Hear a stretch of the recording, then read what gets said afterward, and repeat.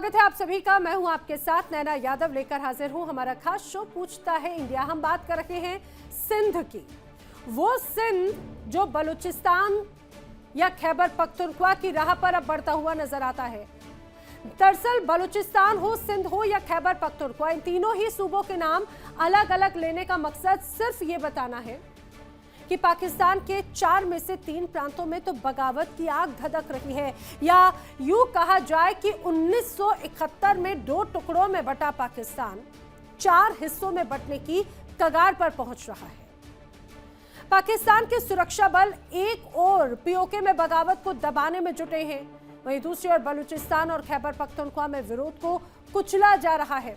और इन सब के बीच पाकिस्तान के सिंध प्रांत में भी लोग अब विरोध पर उतर आए हैं। सिंध एक्शन कमेटी यानी SAC ने वहादत सिंध यानी अविभाजित सिंध नाम से आंदोलन शुरू किया। अब ये लोग पाकिस्तान को 12 अलग अलग प्रांतों में बांटे जाने की पाकिस्तानी सेना की योजना का विरोध कर रहे हैं। हालात ऐसे हो गए कि सिंध के लोग अब अलग सिंधु देश बनाने की मांग करने लगे। लोगों का आरोप है कि पाकिस्तान सरकार के फैसलों से उनकी जमीन, पानी, प्राकृतिक संसाधनों को खतरा है। और पाकिस्तान में फिलहाल 4 प्रांत हैं।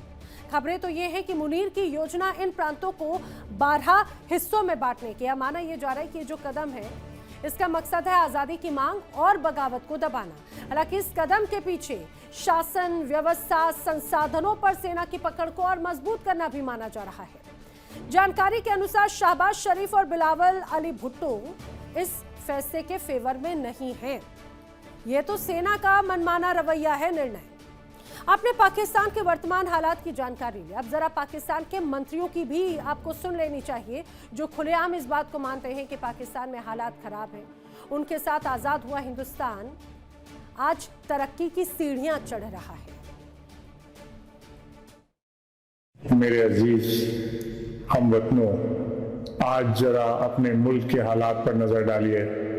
हम और हिंदुस्तान तकरीबन एक ही वक्त आजाद हुए थे, लेकिन आज दोनों मुल्कों के दरमियान फासला कहां से कहां पहुंच चुका है। बलूचिस्तान हमारे हाथों से निकल गया है, खैबर पख्तूनख्वा में अवाम परेशान है और आज़ाद कश्मीर के लोग अपने हकूक़ के लिए सड़कों पर उतर चुके हैं। दूसरी तरफ हिंदुस्तान को देखिए, जिसने टेक्नोलॉजी, इंफ्रास्ट्रक्चर, इकॉनमी और दुनिया में अपनी पहचान को लगातार मजबूत किया है। आज हमें खुद से पूछना होगा, क्या हम सच में एक डेमोक्रेसी हैं? हम दूसरों पर इल्ज़ाम लगाने के बजाय अपनी हुकूमत और अपनी पॉलिसीज़ से सवाल करें कि आखिर पाकिस्तान को इस मुकाम तक कौन लेकर आया। मेरे पाकिस्तानी भाइयों और बहनों, आज वक्त आ गया है कि हम हकीकत से आंखें न चुराएं। हुकूमत अगर इसी तरह चलती रही तो मुझे साफ नजर आ रहा है कि ये अपनी मुद्दत पूरी करने से पहले ही गिर जाएगी। आज पाकिस्तान के 4 सूबों में अवाम परेशान है और हुकूमत व निज़ाम पर भरोसा कम होता जा रहा है। बलूचिस्तान और खैबर पख्तूनख्वा में बदअमनी है। आज़ाद कश्मीर में लोग अपने हकूक़ के लिए सड़कों पर हैं, जबकि महंगाई और बेरोजगारी ने पूरे मुल्क को अपनी लपेट में ले रखा है। सबसे बड़ा सवाल यह है, मुल्क के फैसले हुकूमत कर रही है या फौज? जब चुनी हुई हुकूमत खुद फैसले न कर सके तो वह आखिर कब तक कायम रह सकती है? बड़ी हैरानी होती है, जो देश जो बना था 14 अगस्त को और तब से लेकर अभी तक एक लंबा वक्त हो चुका है, और जब वहाँ के अपने ही घर के अंदर के बड़े ओहदा रखने वाले मंत्री अगर इस बात को कहें कि आवाम परेशान है, कई अलग अलग हिस्सों में देश बंट रहा है और चुनी हुई सरकारें मात्र खामोश रहकर इस तमाशे को देखने के सिवाय कुछ नहीं कर सकती, तो बड़ी हैरानी होती है उस देश के लिए। पाकिस्तान के गृह मंत्री हो या रक्षा मंत्री, उनकी बातें सुनने के बाद में सवाल बड़े होते हैं कि आखिर चल किसकी रही है देश में। पाकिस्तान की एक और हकीकत भी आपको जान लेना चाहिए। वो क्या हकीकत है आपको बताते हैं। दरअसल जिस तरह से तमाम दावे किए जा रहे हैं, पाकिस्तान में हुक्मरान और आतंकियों का गठजोड़ कितना मजबूत है, उसकी तस्वीरें भी हम आपको दिखाते हैं। काफिले के आगे पाकिस्तान के सुरक्षा बलों की गाड़ी चलती है। जाहिर है इस काफिले में कोई VIP होगा, लेकिन जनाब इस काफिले में था लश्कर-ए-तोयबा का डेप्यूटी चीफ सैफुल्लाह कसूरी। डेजिग्नेटेड आतंकी।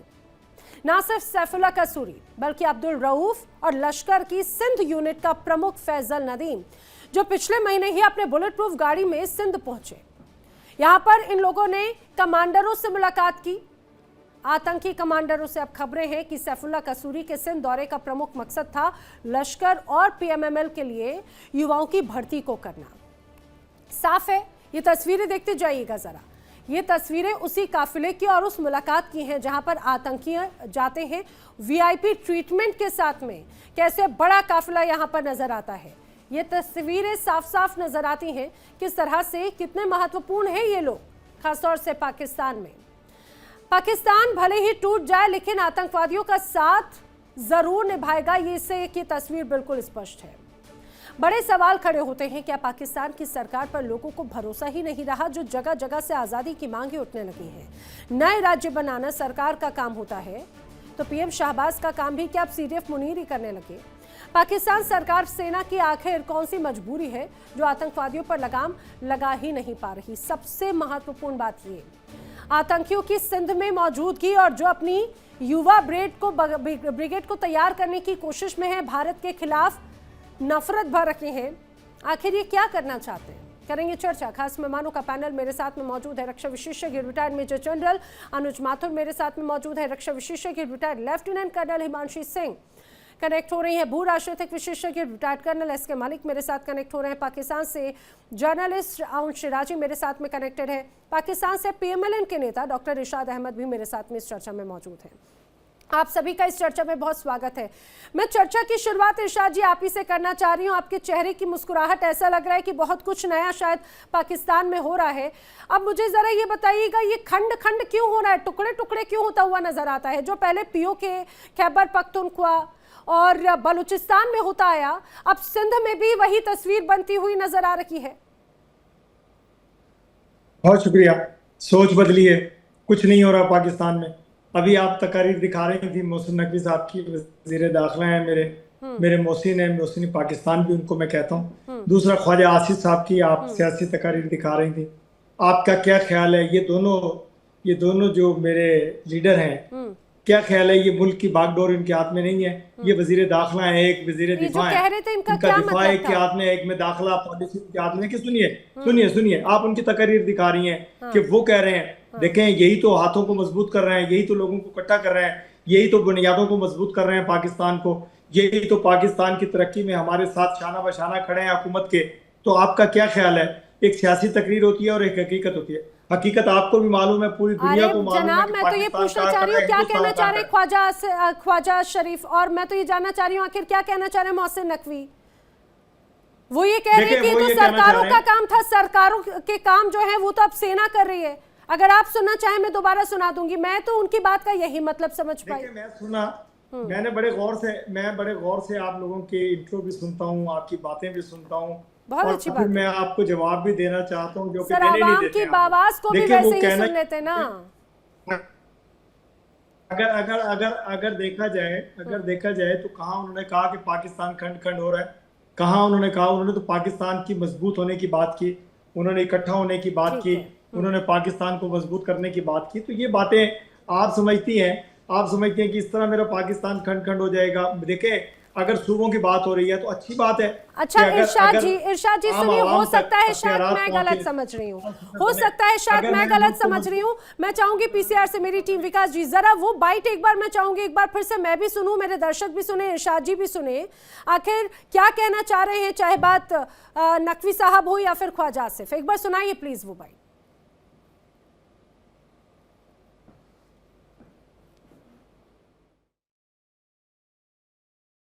मेरे पाकिस्तानी भाइयों और बहनों, आज वक्त आ गया है कि हम हकीकत से आंखें न चुराएं। हुकूमत अगर इसी तरह चलती रही तो मुझे साफ नजर आ रहा है कि ये अपनी मुद्दत पूरी करने से पहले ही गिर जाएगी। आज पाकिस्तान के चारों सूबों में अवाम परेशान है और हुकूमत व निज़ाम पर भरोसा कम होता जा रहा है। बलूचिस्तान और खैबर पख्तूनख्वा में बदअमनी है। आज़ाद कश्मीर में लोग अपने हकूक़ के लिए सड़कों पर हैं, जबकि महंगाई और बेरोजगारी ने पूरे मुल्क को अपनी लपेट में ले रखा है। सबसे बड़ा सवाल यह है मुल्क के फैसले हुकूमत कर रही है, या फौज जब चुनी हुई हुकूमत खुद फैसले न कर सके तो वह आखिर कब तक कायम रह सकती है?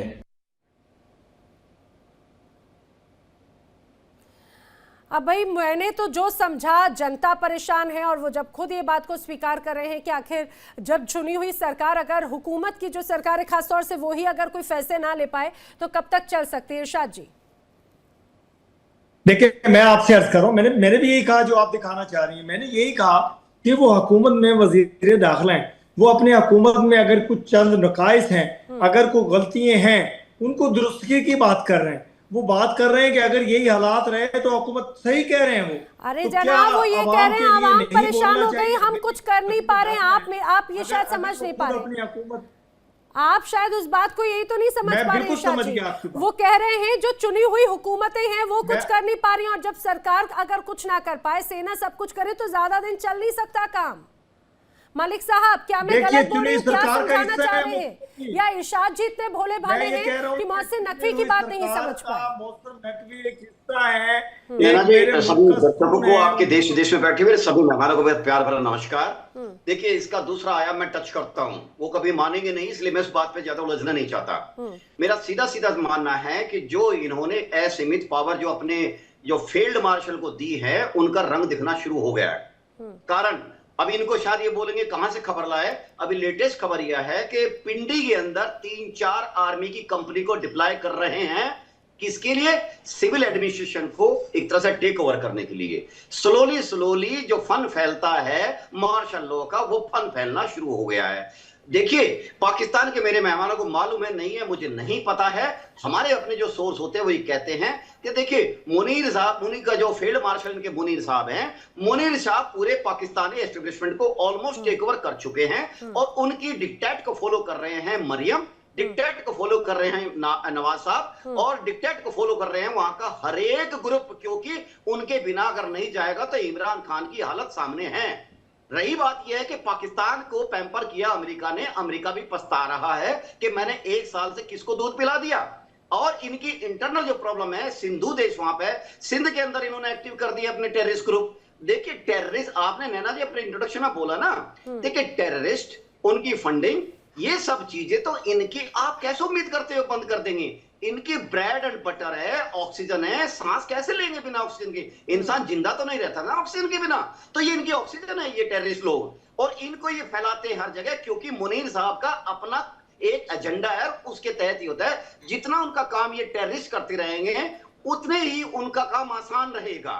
लेकिन मुझे ताज्जुब है भाई, आप लोग तो मुनीर और आप इरशाद साहब, आप लोग तो इस्लामी वर्ल्ड के एक तरह से अलंबरदार हैं, तो टीटीपी को खुला छूट दे दीजिए ना। टीटीपी तो यही चाहती है पाकिस्तान के अंदर 100% शरीयत हो, तो दे दीजिए छूट। क्यों उसके पीछे पड़े हुए आप लोग? क्यों मारने में तुले हुए टीटीपी को? टीटीपी ने अभी अगस्त के अंदर अपने कितने अटैक किए, क्लेम तो उन्होंने किया है, बाकी सच्चाई आप जाने, हम तो जानते हैं। तो कहने का मतलब ये है, आप ये समझिए कि देखिए, आपके यहाँ पे जो मुखर्टे बने हुए हैं ना, जो आपके प्रधानमंत्री जो मुखौटे बने हुए, उनके सुन कौन रहा है? कौन मानता है उनको? वो तो इसलिए कि सऊदी अरब का चूंकि थोड़ा सा उन्होंने कहा कि गो सॉफ्ट, इसलिए, नहीं तो मुनीर ने अब तक उनको भी लगा दिया था ठिकाने। इमरान खान की जो हालत बनाई है, ये आपके सामने एक उदाहरण है। और याद, एक मानिए बात को, मेरी बात, आप सब लोग जो खुश हो रहे हो ना कि हमने फील्ड मार्शल को ऐसी पावर दे दी, आप सबको रोने वाले हो, सबको रुलाएगा ये आदमी। क्योंकि क्या है, आप मेरी बात सुनिए, मुझे लग रहा है उसकी तस्वीरें तो दिखना भी शुरू हो गई है। मलिक साहब, उसकी तस्वीरें दिखना भी शुरू हो गई है। कैसे दे सकते हो आप किसी को अमरता? यही तो उसकी तस्वीर दिखना भी शुरू हो गई है। मैं जल्दी से अनुज माथुर जी का रिएक्शन ले रही हूँ। अनुज माथुर जी, 2 इंपॉर्टेंट बात हो जाती हैं। पाकिस्तान का जब से जन्म हुआ, अस्तित्व में आने से लेकर अभी तक स्थिरता तो बहुत दूर दूर तक नजर नहीं आती, सिर्फ अलगाववाद की तस्वीर नजर आती है। क्या 1971 वाले हालात फिर से बन गए हैं क्या? क्योंकि अब तो खुद सिंध प्रांत भी अलग अलग हिस्सों में वो कहते भैया हमको आजाद होना है अब, और जहां पे चल ही नहीं रही किसी की भी। हाँ, जय हिंद मेरा। देखिए, आप बिल्कुल सही कह रही हैं। ये बात एक बार फिर मैं बता देता हूँ कि पाकिस्तान में 4 डायरेक्ट बाउट्स मिलिट्री रूल के हो चुके हैं। उसके अलावा नाम पता है सबको, अयूब खान से लेकर के याह्या खान और ज़ियाउल हक और परवेज मुशर्रफ। उसके अलावा उनकी आर्मी लगातार इनके तमाम चीजों में अपना इंटरफेरेंस रखती है, दखल रखती है। पूरा निर्णय जो उन्होंने कहा मोहसिन नकवी ने बिल्कुल सही, वर्बेटम एक एक शब्द सही कहा उन्होंने कि सारे निर्णय हुकूमत ले ही नहीं सकती। और अब उनको क्या परेशानी हो रही है, ये 27वें अमेंडमेंट के बाद, ये लोग सब जानते हैं, आपके कहें जो भी कुछ, उससे हमें कोई अंतर नहीं पड़ता, लेकिन 27वें अमेंडमेंट के बाद जिसमें ये क्लियर कर दिया गया है कि असीम मुनीर को उनके पद पर रहते हुए, पद के बाद कभी भी किसी भी लीगल चीज में आप ट्राई नहीं कर सकते, इतनी जबरदस्त पावर्स उनको दे दी हैं। अब एक चीज पाकिस्तान की आर्मी समझ चुकी है नैना, और वो ये चीज है कि उनको फिजिकली आके अयूब खान, याया खान, जियाउल हक और परवेज मुशर्रफ की तरह आकर के उस पर कब्जा करने की जरूरत नहीं है। वो लीगली बन सकते हैं वहां के दादा, और लीगली दादा बनने के लिए वहां पर एक और अमेंडमेंट लेकर के आएंगे, और उस अमेंडमेंट से आप देखिएगा किस प्रकार से पूरा का पूरा पावर का कॉन्सेंट्रेशन असीम मुनीर के हाथ में होने वाला है। ये बात ये लोग जानते हैं, यहाँ कुछ बोले उससे कोई मुझे अंतर नहीं पड़ता। दूसरी बात मैं आपको बता रहा हूं कि सैफुल्लाह कसूरी, इसकी पिक्चर एक मैंने पहले भी आपको दिखवाई थी, और वो पिक्चर ये थी कि जब इसने क्लेम किया था कि पहलगाम मैंने करवाया है, इसने क्लेम किया, उसके 2 दिन बाद इसको पाकिस्तान के एक फॉरवर्ड बटालियन में बुला करके हार पहनाए गए थे। ये नॉन टेररिस्ट है, एलटी का चीफ ऑपरेटिव है, और इसको इस प्रकार से उनकी आर्मी उसको आगे बढ़ा रही है। और वही आ गया अभी सिंध में। देखिए, सिंध की जो समस्या है नैना, ये कोई नई चीज नहीं है। ऐसा नहीं हुआ है कि सिंध अभी अचानक से उनकी डिमांड आकर के आ गई है। जो सिंध का नेशनलिज्म है, जो राष्ट्रवाद, सिंध का राष्ट्रवाद है, काफी समय से इस बात के ऊपर बातचीत चल रही है। और एक बात मैं और बता देना चाहता हूं कि ये जो आप आइडेंटिटी को अलग अलग करके मूवमेंट को नहीं खत्म कर सकते, ये गारंटीड है। आप अगर टुकड़े 4 कर देंगे और सोचेंगे कि सारा सिंध का मूवमेंट या सिंध का नेशनलिज्म और आवाज खत्म हो जाएगी, या बलोचिस्तान वाले बात करना बंद कर देंगे, ये मुझे लगता है ये बिल्कुल गलत। इनको समझने की आवश्यकता है। और बार बार जो आपने आज पहली बार शब्द सही इस्तेमाल किया, पाकिस्तान का 1947 में जन्म हुआ है, आजादी नहीं हुई है, और जन्म से लेकर के आज तक वो लगातार सेना के चंगुल में हैं। और यही बात उनके जो डिफेंस मिनिस्टर ने कही है, उन्होंने साफ कहा है, उसमें कोई दो राय नहीं नजर आ रही है कि आप लेकिन सर भारत को देखिए और अपने आप को देखिए, मुल्क के हालात क्या हैं ये आप देखिए। ये हम नहीं कह रहे हैं, आपके सिटिंग रक्षा मंत्री कह रहे हैं, इसमें कोई ये सब वहां के लोग रियलाइज कर रहे हैं। एक लाइन और कि वो आपसे अच्छा पीते हैं। एक मिनट प्लीज, आप बोल रहे थे, मैंने कुछ नहीं कहा। नहीं सर, आप कह रहे हैं मेरे मुल्क के हालात, मैं कह रहा हूँ आपसे अच्छा खाते हैं, आपसे अच्छा पीते हैं, अच्छा रहते हैं। नैना, जो लास्ट में जो कौन से हालात की बात कर रहे हैं आप? क्या बोला माथुर, कौन से हालात की बात कर रहे हैं? आपसे अच्छे रहते हैं हम लोग, अच्छा खाते हैं, अच्छा पहनते हैं, अच्छी जिंदगी गुजार रहे हैं। पूरी दुनिया में पाकिस्तान के नाम का डंका बज रहा है। कौन से हालात की बात कर रहे हैं आप? आप सिर्फ अपने चैनल की बात कर रहे हैं, आप अपने की बात कर रहे हैं, आप बात कर रहे हैं कि आप हमारे खिलाफ जहर उगल रहे हैं, इसकी वजह से हमारे हालात खराब हो जाएंगे। आप हमारे मुल्क के खिलाफ बात कर रहे हैं, इसकी वजह से हालात खराब हो जाएंगे। देखिए मातूर जनरल, आप सिर्फ हकीकत को तस्लीम कीजिए। हकीकत ये है कि पाकिस्तान एक ताकतवर मुल्क है। हकीकत ये है कि पाकिस्तान की पूरी इरशाद दुनिया अहमद जी डिबेट में कहां होंगे आप देख लीजिएगा। दरअसल बात ये कि यहाँ पे कंपटीशन एक दूसरे से नहीं है। मैं तो बोल रही हूँ आप अंदरूनी तौर पर ही चीजों को सुधार लीजिए। हिंदुस्तान से कंपटीशन की तो बात ही दूर दूर तक नहीं है। आप कह रहे डंका, मुझे नहीं पता वो कौन सा डंका है जो सिर्फ और सिर्फ पाकिस्तान को ही सुनाई दे रहा है। किया ना, आप कह रहे हैं मेरे मुल्क के हालात खराब हैं, मुझे कोई एक हालत बताइए जो खराब है। आपसे अच्छा मैंने कहा, हम अच्छा खाते हैं, अच्छा पहनते हैं, अच्छा रहते हैं। पूरी दुनिया में नाम का डंका पाकिस्तान का बज रहा है, पाकिस्तान की आर्मी। ठीक है, मैं यहाँ पर राउंड शिराजी करूँ, लेकिन मलिक साहब कुछ बात का रिएक्शन देना चाह रहे हैं। मलिक साहब जी। मैं नैना जी माफी चाहूंगा, मेरे 2 मेहमान अभी भी बोले नहीं हैं। जी। चलिए मैं बड़े शॉर्ट में कर देता हूँ। डंका बज रहा है ग्रूमिंग गैंग के अंदर। पाकिस्तानी ने जो बवाल मचाया इंग्लैंड के अंदर, पार्लियामेंट के अंदर, उनको अपना एक कानून लाना पड़ा। दूसरा, 80 एमपी, अभी 4 दिन पुरानी बात है, 80 एमपी इंग्लैंड के यूएन को लिख रहे हैं कि बचा लीजिए इसको, पीओजे को। यहाँ पे जो ह्यूमन राइट्स का वॉयलेशन आप लोगों ने बवाल मचाया हुआ है। तीसरी बात ये, अरे कल परसों की तो बात है, 20,000 भिखारी निकाले हैं। और पता है जो आपका जो है ना, जो मक्का कोड है उसी के अंदर ने उसने 17,000 निकाले अकेले ने। और पिछले साल 2025 और 24 का रिकॉर्ड देख लीजिए, 90% क्रिमिनल्स भिखारी जो सऊदी अरब और गल्फ कंट्री जो बाहर फेंके हैं पाकिस्तानी है। ये स्टूपिड बात है, कोई नई बात कीजिए। अच्छा, मतलब आप मतलब इरशाद जी आप कह रहे हैं कोई नई बात कीजिए, ये आपके लिए बहुत आम हो चुका है क्या सर? क्या ये इतना कॉमन हो चुका है इरशाद जी? इरशाद जी आप ये इतनी गंभीर बातों को इतने हल्के में ले रहे हैं। देखिए यहाँ पे सभी के, मुझे जवाब दीजिए, पाकिस्तान के हालात कौन से खराब है? मुझे कोई एक हालत बताइए। अरे जो देश पूरा कर्जे में डूबा, अरे आपके खुद के ही मंत्री कह रहे हैं कि भाई हमारी चलती नहीं। ऐसा देश जहां पर जो खुद सरकार अभी डामाडोल नजर आ रही है, आप उन हालातों को क्या कहेंगे? वेल, अगर हालातों की बात मैं हिमांशु जी का रुख करूं, लेकिन शिराजी से जानना चाह रही हूँ। शिराजी, ठीक है, अगर कोई देश ये कहा जाए कि कंप्लीटली गवर्न्ड है बाय आर्मी, अगर ये भी है तो उसमें भी कोई बुराई नहीं है, लेकिन ये एक बड़ी कश्मकश क्यों?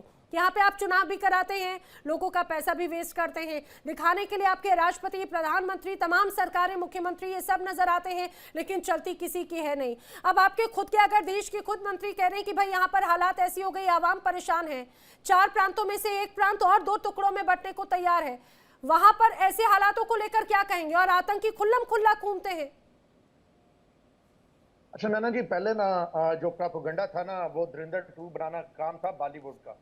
अब ये काम उठा लिया इंडियन मीडिया ने। आप जरा अपनी ना YouTube चैनल पे ये जो आपने वीडियो चलाई है ना 2 बार, ये अपने YouTube चैनल पे लगा लें और IT एक्सपर्ट से पूछ लें कि क्या ये एडिटेड नहीं है, क्या ये AI नहीं है।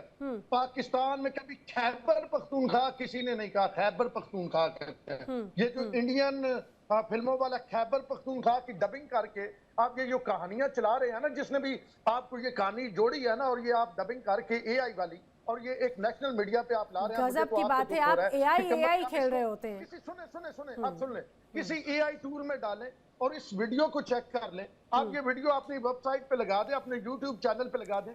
मैं रेगुलर आपके इस फोरम पे आता हूँ, आप मुझे बता दीजिएगा क्या। अच्छा शिराजी, चलो ठीक है, वीडियो भी आप पीछे छोड़ दो। अरे वीडियो भी चलो पीछे छोड़ दो। अच्छा ये बता दो, सिंधिस्तान में आपका जो सिंध का प्रांत है, वहां पर हल्ला प्रदर्शन हो रहा है या नहीं? चलो आपको लग रहा है वीडियो भी झूठा है, वीडियो भी छोड़ दो। क्या जो लोगों की आवाजें हैं वो भी झूठी हैं क्या शिराजी?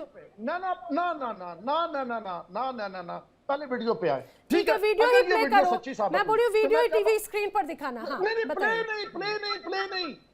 मेरा ये क्लेम है कि AI जनरेटेड है, इसमें जो डबिंग हुई है ये AI हुई है, और आप अपने YouTube पे लगाएं और लोगों से पूछें। अरे कुछ दिनों के बाद आपकी सरकार भी AI जनरेटेड ही कहलाएगी शिराजी। सरकार आपकी आर्टिफिशियल इंटेलिजेंस वाली हो गई, वहां पे ISI पूरा कंट्रोल कर चुकी है आपकी सरकार। पूरा पाकिस्तान आर्टिफिशियल इंटेलिजेंस बेस्ड हो गया, वहां पे आपके सिर्फ रबर स्टैम्प वाले प्रधानमंत्री हो गए। नाना कसियानी बिल्ली खंबा नोचे वाली बात नहीं। अरे तो आपको नोचना चाहिए खंबा, बिल्कुल होना चाहिए कि भाई आपकी सरकार कुछ नहीं कर पाती। मैं आपको बता रहा हूँ ये AI जनरेटेड है, आपने क्यों अपने चैनल पे चलाई? अच्छा ये भी आपके लिए AI जनरेटेड हो गया, आपके लिए आवाम की आवाज बुलंद करने वाला AI जनरेटेड हो गया। आपके यहाँ सरकार की तरफ से अगर कोई अपनी पीड़ा किसी मंच पे रख दे तो वो AI जनरेटेड हो गया। ना सुने, मुझे एक तो आपका बड़ा दुख होता है ना, जब पहली बार मैंने आपको देखा था ना, मेरी आपसे बात हुई थी, आपकी बड़ी अच्छी सेहत थी, और पाकिस्तान का दुख करते करते, पाकिस्तान के हवाले से कुड़ते कुड़ते अब आपकी सेहत भी काफी डाउन हो गई। क्या बात कर रहे हैं? मैं तो उससे फिटनेस कहती हूँ शिराजी, आप इसको एकदम सेहत का गिरना कहते हैं। बताइए, मेरी पूरी मेहनत को आपने एकदम पूरी तरह से धराशायी कर दिया। वेल, मैंने इसको पॉजिटिव सेंस में मैं कमजोरी करता हूँ। बहरहाल बात ये है कि आप ये अपने देखने वालों से, IT एक्सपर्ट से पूछ लें कि क्या ये AI जनरेटेड वीडियो नहीं है, ये AI जनरेटेड वीडियो है। आप अपने इस चैनल पे पेश कर रही हैं। अच्छा ठीक है, मुझे एक बात बताओ आउन शिराजी, मुझे एक बात बताओ। मैं ये बोल रही हूँ कि आप जितनी गंभीरता से मेरी सेहत का ध्यान रखते हैं, उतनी गंभीरता से क्या आपके पूरे पाकिस्तान के जो अलग अलग प्रांत हैं उनमें से किसी एक प्रांत का भी, किसी एक व्यक्ति का भी, बलूचिस्तान का भी, खैबर पख्तूनख्वा का भी, और अब तो मैं सिंध को भी जोड़ूंगी, क्या उन आवाम का इतना ध्यान रखा आपने या पाकिस्तान की जो तमाम हुक्मरान हैं? मेरी सेहत की तो बड़ी चिंता हो गई आपको। अगर सुने ना अगर हम आपकी सेहत के इतना ध्यान रखते हैं तो सोचे हम अपनी आवाम की सेहत का, अपने लोगों का, अपने तस्वीरें दिखाऊं मैं आपको, तस्वीरें मैं आपको दिखाऊं। अच्छा आप मुझे बता दो, क्या सिंध में बड़े प्रदर्शन हो रहे हैं? क्या सिंध में किसी तरह का मार्च निकाला गया है? क्या जो इंडियन पंजाब है, चढ़दा पंजाब, वहां पे मार्च नहीं निकाले जा रहे? क्या मणिपुर में इंडियन ना कोई अलग होने के लिए नहीं हुआ? क्या आपका ये जो नया फरमान आ रहा है उसको लेकर आप ही की जो पार्टी के तमाम नेता हैं उनकी तरफ उनकी सहमति है क्या? आप अगर इन फरमानों की बात कर रहे हैं, सुनिए, अगर जिस रूप में अभी आपके फील्ड मार्शल जो हैं, फील्ड मार्शल, उनको और इम्यूनिटी दे दी गई, आपकी उसी असेंबली में तमाम आपके जो मेंबर्स हैं वो वॉकआउट करके चले गए, उनकी बातों का कोई मायने नहीं रखता क्या? जो लोग सड़कों पर उतरकर अपनी बातों को बुलंद करते हैं उनकी बातें कोई मायने नहीं रखती क्या? सुने ना, मैं आपको एक बात बताता हूँ, मैं जिस तरह फील्ड मार्शल ने आप लोगों की ठुकाई की है ना, ओ भाई साहब अपने पास ही रखो ये फालतू के झूठे पुलंदे अपने पास ही रखो, बिठाया हुआ किस तरह आपकी ठुकाई किया, झूठे पुलंदे अपने पास रखो। बताएंगे कि किस तरह ठुकाई हुई, इंडिया हॉल की किस तरह ठुकाई फील्ड मार्शल ने किया। आपकी चेहरे की मुस्कुराहट आप दिखा के बता रहे हैं कि ठुकाई तो सही करके हुई है। कोई फालतू की बकवास करने की जरूरत नहीं है इधर श्रीमान, बड़ी लायर। सर मैंने तो बकवास के लफ्ज नहीं इस्तेमाल किया, बकवास के लफ्ज जब आपके पास जवाब नहीं है तो आप इस्तेमाल कर रहे हैं ना सर। शिराजी साहब आप अपने उनसे खुद से पूछ लीजिए कितनी पिटाई उनकी हुई है। जो देखिए नैना, ये भी पहले भी कह चुका हूं मैं कि आवश्यक जो सेना होती है उसको पता होता है मार किसकी लगी है, पत्रकारों को नहीं पता होता। आप जाके सेना से पूछ लीजिए, और उसके बाद जितने भी एक्शंस आपकी पिटी पिटाई सेना ने लिए हैं वो तमाम एक्शंस इस बात को निश्चित रूप से दिखाते हैं नैना कि किस तरीके से वो they are licking their wounds. सारे एक्शंस ओम शेराजी आप अगले आगे जाके देखेंगे, आपको भी सुनेंगे आगे। हालांकि इस बात को मानेंगे नहीं। पहले अरुण शिराजी आप यहीं पर ही काउंटर हो गए सर। अरुण शिराजी, इसके पहले आप कह रहे थे ना प्रदर्शन नहीं, आवाज नहीं, सब बड़ा गुडी है, लोग सड़कों पर क्या यूं ही उतर आते हैं? किसके समर्थन में उतरे मैं तो ये भी नहीं समझ पा रही हूँ। अच्छा जल्दी से मैं हिमांशी जी का रुख कर रही हूँ। हिमांशी जी बड़ी देरी से आपका रुख कर रही हूँ, माफी चाहती हूँ, लेकिन बात बड़ी गंभीर थी तो मुझे लगा कि हमेशा से इरशाद जी और अरुण शिराजी को शिकायत होती है कि उनको बोलने का मौका नहीं दिया जाता। सबसे इंपॉर्टेंट बात मुझे जरा ये बताइएगा, एक तरफ हमने देखा जो सैफुल्लाह कसूरी जैसे नेता जो बड़ी हाईली सिक्योर्टेड व्यवस्था के साथ में जाते हैं, सिंध प्रांत में बैठकें करते हैं और वहां पर युवाओं को जोड़ने की बात कर रहे हैं, और ये वही सैफुल्लाह है जो कुछ दिनों पहले पीओके में भी ऐसे ही जहर उगलता हुआ नजर आया था। या डेजिग्नेटेड आतंकवादी, या तो आतंकवादियों की चल रही या तो सेना की चल रही है क्या, खासतौर से पाकिस्तान में? नमस्कार, जय हिंद। देखिए अगर ये जो दो पढ़े लिखे विद्वान बैठे हैं दूसरे देश से, ये nakta.government.pk को अगर गूगल कर लेंगे तो इनको पता चल जाएगा कि पाकिस्तान में कितने आतंकवादी संगठन हैं और कितने उनमें से बैन हैं। देखिए हम क्योंकि आज सिंध की बात कर रहे हैं तो 9 दिसंबर को सिंध का जो है कल्चर डे होता है, और पिछले साल 2025 में उसमें इतने ज्यादा विरोध प्रदर्शन हुए, उसमें पाकिस्तान मुर्दाबाद के नारे लगे और उसमें आजाद के नारे लगे जो किए गए थे जीए महाद मुत्तहिदा महाज ने। ये आंदोलन कोई नया नहीं है। देखिए जब 1971 में पाकिस्तान का विभाजन हुआ था तब जीएम सईद ने सिंधु देश आंदोलन की नींव रखी थी, क्योंकि वो जानते थे कि अगर बांग्लादेश अलग हो सकता है तो सिंधु देश भी अलग हो सकता है। और अब मैं आपको इस समय में लेके आती हूँ क्योंकि हर चीज को डिनाई करते हैं। आई एम वेरी हैप्पी कि इरशाद अहमद साहब नोट ले रहे हैं जो मैं बोल रही हूँ, क्योंकि देखिए इस समय जो कराची में हो रहा है वो सबसे अच्छी बात ये है कि कराची जो है वो बहुत बड़ा एक प्रदेश है, बहुत बल्कि पाकिस्तान का बहुत बड़ा एक शहर है, जिसमें आपको मरीन गेटवे मिलता है, जिसमें आपका फाइनेंशियल सेंटर है, जिसमें आपका इंडस्ट्रियल हब है, और चाइना लिंक्ड जितना भी काम होता है वो कराची से होता है। अब आप कहेंगे कि कराची की मैं बात क्यों कर रही हूँ? कराची की बात मैं इसलिए कर रही हूँ कि जब कराची में रेंजर्स इंस्टॉलेशन पर हमला होता है और जिसको कि कवर करता है अल जजीरा, और ये बात है 27 जून 2026 की, जो कि बहुत पुरानी बात नहीं है, तो इसका मतलब ये है कि अगर रेंजर फैसिलिटी पे हमले हो रहे हैं तो it is a law and order situation in Karachi. और देखिए कराची का जो मुद्दा नहीं, है बता देना, वो उसमें इसलिए भी जवाब बहुत नहीं। अहम हो पूरी- जाता पूरी है बात क्योंकि तो सिंधु बताना। जो है वो लोअर एरिया में अफगान आता शहर है, कुरान इस्तेमाल क्योंकि किया था, नदियों पूरी से बात पानी बताओ। नहीं पहुंच रहा है। वहां पर मैक्सिमम पॉपुलेशन जो आम जो गांव के लोग हैं बताया वो तो सही खेती ना, बाड़ी पे नाम ही निर्भर लेके करते पाया, हैं, अफगान लेकिन शहरी क्योंकि को वह पानी इस्तेमाल नहीं किया। पहुंच रहा है। पिछले साल भी हमने प्रदर्शन देखे थे पाकिस्तान की तरफ से कि किस तरीके से जो गांव में लोग खेती बाड़ी करते हैं वो आ गए थे, क्योंकि डिसिल्टिंग नहीं हो रही है।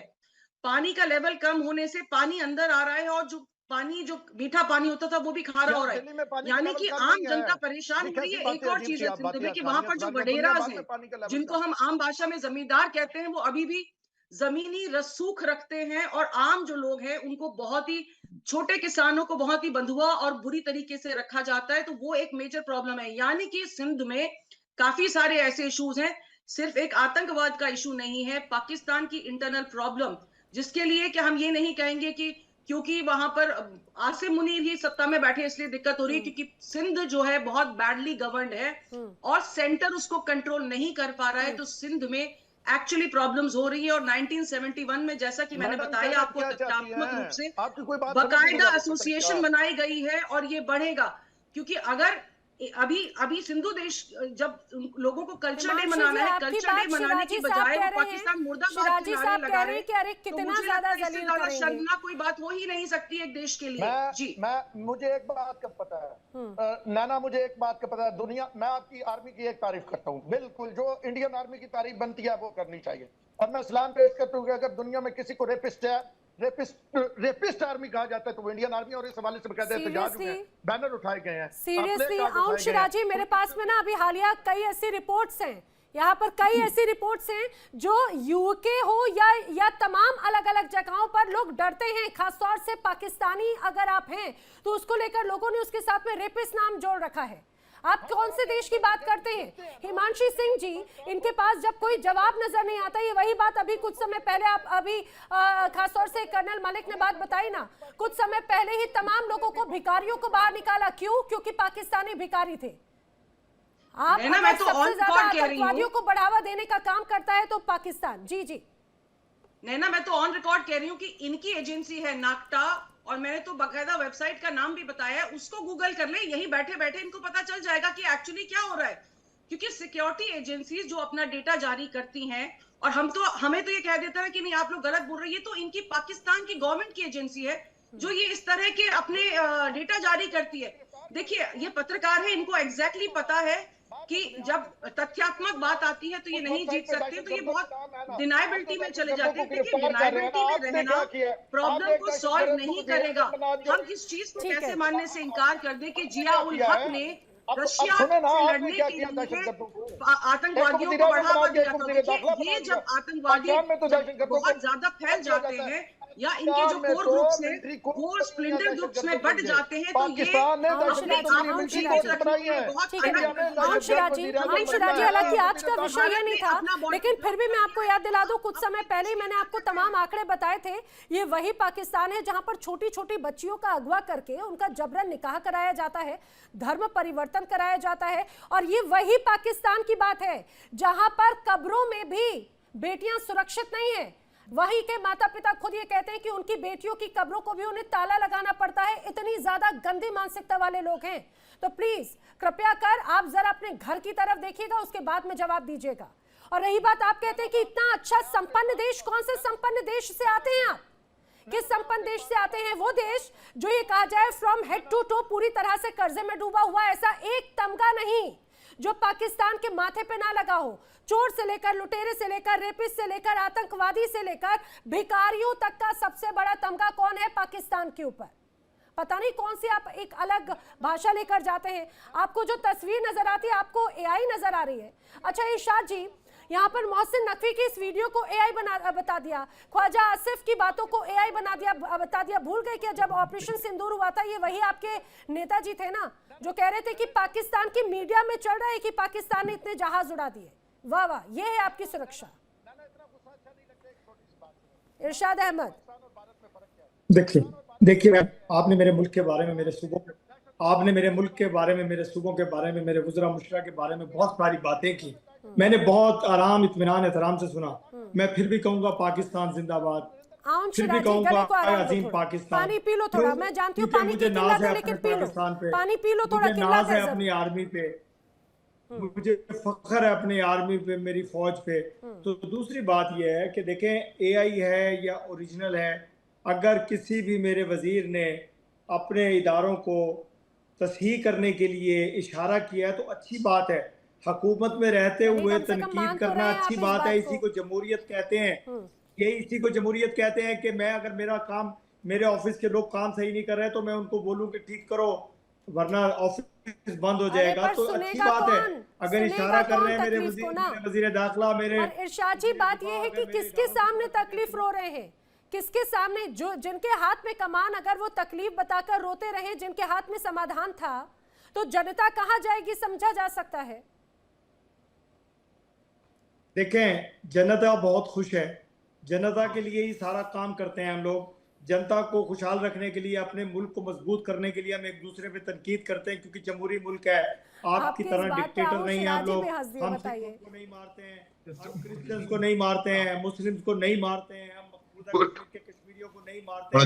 हम सबके साथ खड़े होते हैं, सबको मजबूत करने की बात करते हैं, अपने मुल्क की बात करते हैं, अपने लोगों की बात करते हैं, हम इंसानियत की बात करते हैं। लेकिन आपके अंदर ना इंसानियत है, ना आप लोग इंसान है।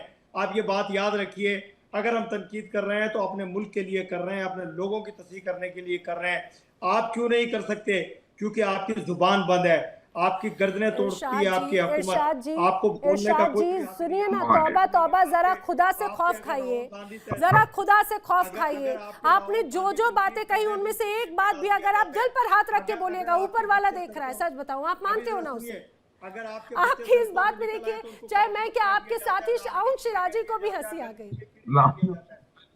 लाफ्टर चैलेंज है ये कपिल शर्मा शो। इतने गंभीर विषय को लिटरली आपने लाफ्टर चैलेंज बना दिया। आपकी बात पे यहाँ हिमांशी जी कुछ रिएक्ट करना चाह रही है कि रिएक्शन में ले नहीं हो सकता। मैंने कुछ अर्सा पहले नैना देखिए, ये कह रहे हैं कि बहुत लॉ एंड ऑर्डर की कोई प्रॉब्लम नहीं है, बहुत अच्छा देश है, सब कुछ। देखिए, जो सन 71 की लड़ाई हुई थी वो भारत और पाकिस्तान के बीच में नहीं हुई थी। पहले पाकिस्तान ने वहां पर जो इनके अपने जो देश के लोग हैं उनको मारने की कोशिश की थी। ईस्ट पाकिस्तान इनका अपना हिस्सा था, जहां इन्होंने 30 लाख के करीब अपने मुसलमान भाइयों का कत्ल किया था और 4 लाख से ज्यादा महिलाओं का रेप हुआ था। इसीलिए वहां से वो देश अलग हुआ और भारत को इंटरवेंशन देनी पड़ी, क्योंकि करोड़ों करोड़ों शरणार्थी हमारे देश में आ रहे थे। सबसे पहला काम इन्होंने किया था कि जो मुसलमान बुद्धिजीवी हैं उनके कत्ल का, यानी कि ये ऐसा देश है जिसको बुद्धिजीवियों से प्रॉब्लम है, जो इसके देश को अच्छा चलाना चाहते हैं उनसे प्रॉब्लम है। और 33 साल ये देश, देखिए जब से ये देश का जन्म हुआ है, 80 सालों में 33 साल तक ये सेना के कब्जे में रहा। इनकी मानसिकता वही हो गई है, सेना से डरते हैं और इसीलिए हमें टाइम टू टाइम ब्रह्मोस की फ्री डिलीवरी इनको देनी पड़ती है, ताकि ये स्वाद ना भूलें कि भारत की सेना का लोहा कैसा है, उनकी मिसाइलों का दमखम कैसा है, और हम फिर से तैयार हैं वो फ्री डिलीवरी देने के लिए, ताकि इनको ये पता चले कि ब्रह्मोस का स्वाद लगता कैसा है। और देखिए, इरशाद साहब आते हैं, ये कभी फैक्ट्स पे बात नहीं करते, ये को पैनलिस्ट के साथ बदतमीजी करते हैं, उनको उल जलूल कहते हैं। मुझे लगता है कि अगर ये डेटा लेके आए तो ज्यादा बेहतरीन तरीके से ये हमसे बहस कर पाएंगे, क्योंकि मुझे कभी आज तक मैं इनके साथ कम से कम 25 बार बैठी हूँ डिबेट्स पे, बट वो कभी भी मैंने नहीं देखा है कि इनके हाथ में कोई कागज और फैक्ट्स हो। ये हमेशा डिनाइबिलिटी में जीते हैं और शायद इसीलिए ये अपनी जनता के जो मैनिफेस्टोज हैं उनके हिसाब से बात करते हैं कि आए और मुकर गए। I think he should get better with debates and he should come with some data जिसको लेके कि हमें काउंटर करे, ना कि आकर यहाँ पर सिर्फ अपने हुक्मरानों की तारीफ करे। हालांकि अभी अगर कुछ सेकंड पहले, कुछ मिनट पहले अगर मैं इरशाद जी की बात अगर मैं करूं तो मुझे यही समझ में नहीं आ रहा था कि आखिर इरशाद जी हिंदुस्तान की तरफ से बात रख रहे हैं या पाकिस्तान की बात कर रहे हैं, क्योंकि जो जो बातें उनकी तरफ से कही गई, भाई जनता बहुत खुश है, वहां पर सबकी सुनी जाती है, लोकतंत्र है, XYZ ब्ला ब्ला ब्ला, मतलब मैं खुद ही कंफ्यूजन में आ गई थी। मालिक साहब, आप कुछ कहना चाह रहे थे जी, फिर मैं शिराजी का रुख कर रही हूँ। नैना जी, मैं कुछ बस चुनिंदा बातें करूंगा। देखिए, जब इरशाद साहब अपने देश के बारे में अपनी विशेषताएं बता रहे थे तो सारे पैनलिस्ट हंस रहे थे। मैं लास्ट में सोचा ना हंसूं, क्योंकि जमहूरियत एक पवित्र चीज होती है किसी भी देश की, लेकिन आप भी अपनी हंसी रोक रही थी, मुझे हंसना पड़ा। लेकिन चलिए आते हैं, मैं उस बात पे आता हूं। अरे आप AI की बात करते हो, जो कश्मीर में जो POJ के अंदर हुआ है वो भी तो शायद AI है। क्योंकि असली कश्मीरी जो पाकिस्तान के अंदर जिनका दिल रोता है वो तो जमीन के नीचे है, ऊपर तो कोई है ही नहीं। और बलूचिस्तान के अंदर वो तो एआई वाले लड़ रहे हैं, वो तो शायद असली इंसान तो है नहीं। तुमने तो इंसानों को भी यही बना दिया। और दूसरी बात यह है कि भाई साहब आप ये बताइए, आपके देश के अंदर अगर कोई प्रॉब्लम ही नहीं है, इतना प्यारा खुद मुख्तार मुल्क है, कटोरा लेके क्यों पहुंच जाता है? अरे जिस देश का प्रधानमंत्री विदेशों में जाके कहता है कि लीजिए हम पे फिर आरोप लगाते हैं कि फिर कटोरा लेके मांगने आ गए, अरे ये तो आपके प्रधानमंत्री का व्यक्त है, उसको तो मान लो। अरे इरशाद जी चले गए क्या? कोई तो हद हो गई। प्रधानमंत्री कहता है जाके जी फिर हमको बोलेंगे सऊदी वाले, फिर कटोरा लेके आ गए। इसलिए कहता हूं तुम्हारे जो फील्ड मार्शल है ना, वो फील्ड मार्शल और मुनीर दोनों जब जोड़ी में जाते हैं, दोनों की जेबें बड़ी बड़ी हैं। इरशाद अहमद जी को अपनी कहे का एकदम से एहसास हो गया कि हाँ भैया मैं घिर गया हूँ, अब वो चले गए। वो हिमांशी जी ने और आपने उनको ऐसे काउंटर जवाब दे दिया कि वो चले गए, कि सब उनकी बातों के बाद में मैं क्या हूँ, शिराजी भी हंस पड़े, आप सभी हंस पड़े, वो भाग गए डिबेट से। बात पूरी कीजिएगा। जी जी, तो मैं ये कहना चाहता था कि देखिए पाकिस्तान, मैं आपको नैना जी डिबेट पे आके कहता रहा हूं, इस पाकिस्तान के मुल्क का जो इन्होंने 27वां संशोधन करके जो हथियार दिया है ना, वो कहता ना कि एक कहावत है, बंदर के हाथ में उस तरह जो दिया है, मैं मतलब इंसान को बंदर नहीं बना रहा हूं, लेकिन मैं ये बता रहा हूं कि जो कहावत के हिसाब से ये आज हंस रहे हैं, 2-3 साल और हंसेंगे, और फिर ये आदमी इनको चुन चुन के जेल के अंदर ऐसा डालेगा कि इनकी अंतिम यात्रा निकलेगी भी नहीं, इनको वहीं दफनाया जाएगा।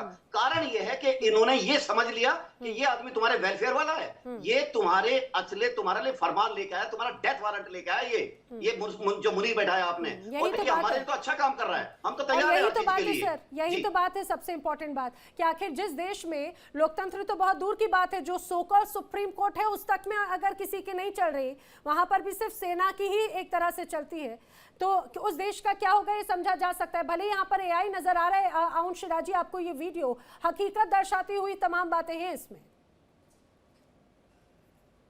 देखिए एक बात मैं आपको बताऊं, बिल्कुल मैं इस बात से एग्री करता हूं कि general Asim Munir field marshal जिन्होंने मार के हक में फतह हासिल की, वो पाकिस्तान के एक एक दुश्मन को रुलाएंगे, रुला रहे हैं और रुलाते रहेंगे। आप अपनी आवाम को दुश्मन क्यों मानते हैं? अपनी आवाम को आप दुश्मन क्यों मानते हैं? क्योंकि आज के वक्त में अगर कोई रो रहा है तो सिंध का व्यक्ति रो रहा है, आज के वक्त में कोई रो रहा है बलूचिस्तानी रो रहा है, आज के वक्त में कोई रो रहा है तो खैबर पख्तूनख्वा पीओके का व्यक्ति रो रहा है।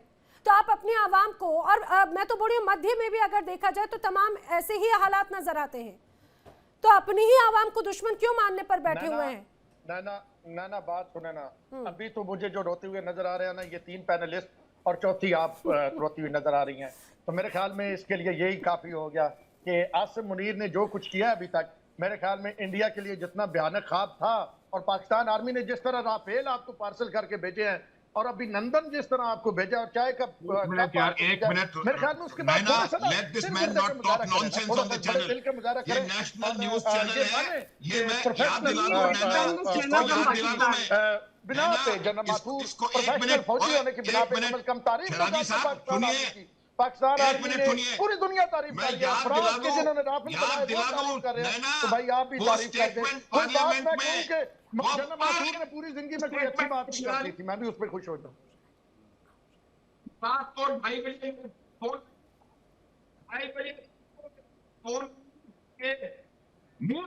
हमला हो गया है, क्या हमला हुआ था, याद कर लो। ऐसे यहाँ बैठ करके बातें करने से कुछ नहीं होता है, खड्डे देखो नूर खान के फील्ड में करने की जरूरत नहीं है, सबको पता है कब क्या हुआ था। मैं सिर्फ इतना बता रहा हूं नैना, हम जिस बात की बात कर रहे हैं उसको समझने की आवश्यकता है, और वो बात ये है कि आज पाकिस्तान का पॉलिटिशियन ये समझ चुका है कि जिस प्रकार की ताकतें असीम मुनीर के हाथ में इन्होंने दे दी हैं, उससे ज्यादा और कुछ नहीं होना चाहिए। इसलिए वो नहीं चाहते कि कोई और अमेंडमेंट इसमें। एक मिनट आप एक मिनट ओए, आप बात मत करो फालतू, आप बिल्कुल you know nothing my dear, absolutely nothing. आप पढ़ के आपको डीजी आईएसपीआर की जो वो है आपके पास स्क्रिप्ट, वही बोलते हैं है ना, तो वो इसी वजह से फजलुर रहमान के स्टेटमेंट्स आ रहे हैं, इनके होम मिनिस्टर के आ रहे हैं, डिफेंस मिनिस्टर के आ रहे हैं, सिंध से आ रहे हैं, बिलावल भुट्टो के स्टेटमेंट्स आ रहे हैं। वो तमाम स्टेटमेंट्स इस बात को दिखाते हैं कि जिस तरीके की हालात वहां पैदा हो रही हैं, वहां पर एक पॉलिटिकल टर्मोइल की सिचुएशन पैदा हो रही है। आप देखिएगा, आने वाला समय बताएगा, यही व्यक्ति यहां आकर के बात करेंगे जब पूरी तरह से टेक ओवर हो जाएगा। मैं जो बात बता रहा हूं नैना, कि आज पाकिस्तान के जनरल इस बात को समझ चुके हैं कि फिजिकली कू करने की जरूरत नहीं है, लीगल अपनी ताकतें अपने पास ले लो कि आपको कुछ बाद में कुछ कर ना पाए। ये बात हो रही है। भले ही अभी यहाँ पर जस्टिफाई करने की कोशिश की जा रही हो अरुण शिराजी आपके द्वारा भी, लेकिन आप भी बखूबी जानते हैं कि जिस देश में लोकतंत्र ना हो उसका हाल क्या होता है। हालांकि वो बहुत चुनिंदा ऐसे देश होंगे जहां पर ये कहा जाए हिटलर शाही चली और वो फिर भी कम से कम दुरुस्त है, लेकिन जो देश ऑलरेडी गर्त में हो वहां पर ना लोकतंत्र है ना ही वहां पर हिटलर शाही है, तो वो इसका क्या हाल होगा कहा नहीं जा सकता।